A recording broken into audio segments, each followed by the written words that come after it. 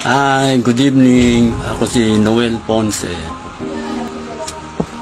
Gumamit ako, nung una ayoko maniwala dito sa Dr. Vita office na to. Talagang iniisip ko baka ako hindi, baka katulad din siya ng ibang mga herbal, mga organic medicine.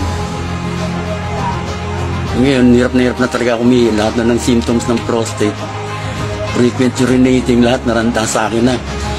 Hanggang nag-decide na ako na bumili na ako nitong Dr. Vita office nito.